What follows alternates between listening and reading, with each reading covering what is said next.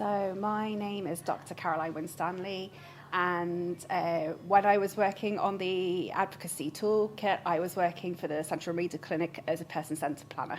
So I took on the role as person-centred planner at the CRC, and it was a very new position. They got funding from the HSC to kind of really develop person-centredness within the organisation.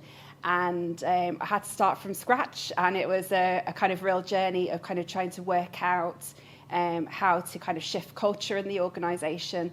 And through that kind of experience, I got to know staff at the DFI who were kind of supporting me along the way with the journey. And I suppose so I had that kind of insight starting from scratch, and all the kind of barriers and challenges I had to face, kind of changing attitudes to how we approach advocacy. And I suppose in that whole lifeline of working on the project, I'd worked through all the stages of the advocacy process to having established kind of real meaningful engagement with the people that I was working with. So I was able to add that kind of dimension to the project. I think it's what kind of opened my eyes really was kind of the differences in the way organisations approach stuff. And so I was working in the CRC, which is actually a medium-sized organisation, and with that you kind of have a certain amount of resources and kind of I suppose experience and expertise. And it was really interesting to work with people in different size organisations and kind of see maybe the kind of challenges that they have. So things that maybe I took for granted were not so accessible to small organisations, and it's how you kind of, I suppose, crystallise those good practices that you've developed in a way that maybe someone who's less resourced or kind of has a smaller organisation, how they can really embrace those ideas and use them. Brilliant. So the ultimate goal of this toolkit in my mind is that kind of staff will be completely invisible, and that this is something that really the adults can completely run with themselves. So it's really important that people with lived experience is involved in guiding that process, because ultimately this is something that we want them to run with and to take kind of ownership of. So if it doesn't suit them and doesn't capture their ideas or the way that they like to work, then it's never really going to catch on.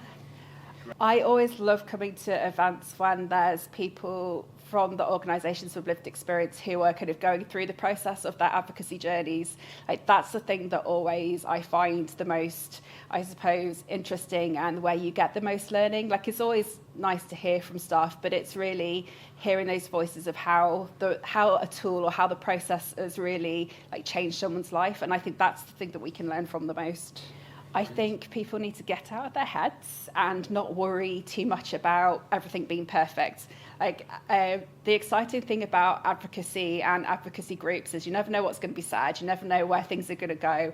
And I think that that's part of the how great the process is. So I think you just have to get it stuck in. And from what I've kind of learned of working with adults with disabilities is they have loads of ideas. Once you get them together and kind of set that really kind of safe, fun environment, they'll guide you. You don't need to worry or think you need to know all the answers. And just be led by the adults themselves. You know, just get people around a table with a cup of coffee and just start from there, and don't be worrying too much about the process.